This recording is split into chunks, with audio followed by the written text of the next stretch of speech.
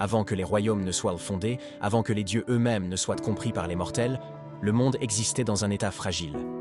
Les idées naissaient, puis disparaissaient. Les découvertes mouraient avec ceux qui les formulaient. Les erreurs se répétaient sans cesse, car rien ne subsistait pour en tirer des leçons. La connaissance existait, mais elle n'avait ni forme ni permanence. C'est dans cette fragilité que naquit Ogma, non comme un conquérant, ni comme un créateur violent, mais comme une réponse à un problème fondamental. Sans mémoire, toute existence est condamnée à l'oubli. Ogma comprit très tôt que le savoir n'était pas une simple accumulation de faits. Il était une force vivante, mouvante, capable de façonner les cultures, les croyances, les empires et même les dieux. Là où d'autres divinités façonnèrent la matière ou les émotions, Ogma façonnait la compréhension. Il observa les premiers mortels raconter leurs exploits autour du feu, transmettre oralement des mythes imparfaits, déformer involontairement la vérité. Et il comprit que même l'erreur avait une valeur, car elle témoignait d'une tentative de comprendre le monde. Contrairement à de nombreux dieux, Ogma refusa dès l'origine de limiter son domaine à une forme unique de savoir. Pour lui, il n'existait pas de hiérarchie entre la vérité et le mensonge, entre la science et la superstition, entre l'histoire et la légende. Tout ce qui était pensé, raconté, écrit ou chanté méritait d'exister, car tout contribuait à la compréhension globale du réel. Cette vision fit d'Ogma une divinité fondamentalement neutre, parfois incomprise, souvent critiquée, mais absolument essentielle.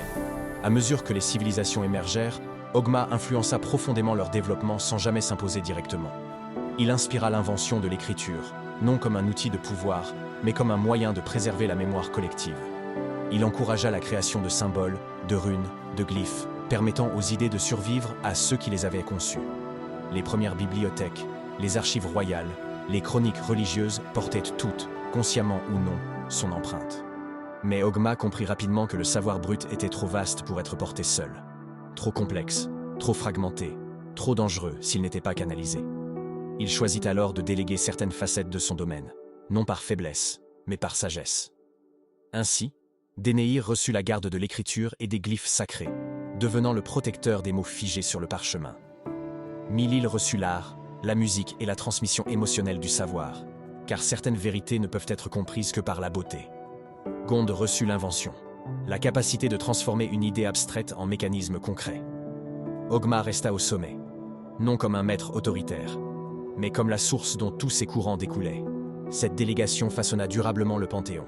Ogma devint un dieu central, mais rarement spectaculaire. Il ne provoquait ni cataclysme ni guerre divine. Pourtant, aucune civilisation ne pouvait prospérer sans lui.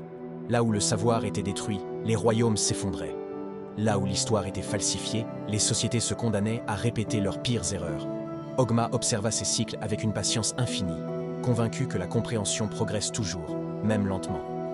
Dans les conflits divins, Ogma adopta une position singulière. Il refusait la censure absolue, même face au savoir dangereux. Pour lui, supprimer une connaissance par peur de son usage revenait à mutiler la réalité elle-même. Il acceptait que le savoir puisse être détourné, utilisé pour opprimer ou détruire, car il croyait que l'ignorance était un mal bien plus grand. Cette philosophie le mit parfois en opposition avec des divinités cherchant à contrôler l'information, à effacer des vérités dérangeantes, ou à imposer une version unique du monde. Les fidèles d'Ogma reflétaient cette vision. Ces temples prirent la forme de bibliothèques, de scriptoriums, d'universités et de lieux de débat. Ces prêtres n'étaient pas des prédicateurs, mais des enseignants, des archivistes, des historiens et des conteurs. Leur mission n'était pas de convertir, mais de préserver, de transmettre et de protéger le savoir, même lorsque celui-ci était controversé ou dangereux. Copier un livre, raconter une histoire, enseigner à lire devenait un acte sacré. Avec le temps, Ogma devint le dieu privilégié des bardes. Ces voyageurs, porteurs de récits et de chansons, incarnaient parfaitement sa vision. Une connaissance vivante, mouvante, capable de traverser les frontières et de survivre à la chute des royaumes. Chaque légende transmise, même embellie, enrichissait le domaine d'Ogma, car elle témoignait de la manière dont les mortels donnent du sens à leur monde. Dans les époques plus récentes, alors que la magie, la science et l'histoire s'entremêlent de plus en plus, Ogma reste une présence discrète mais omniprésente. Il observe l'accumulation vertigineuse de savoir, les contradictions, les découvertes qui remettent en question d'anciennes certitudes. Il ne corrige pas, il n'impose pas de vérité finale. Il sait que le savoir est un processus, pas un état figé.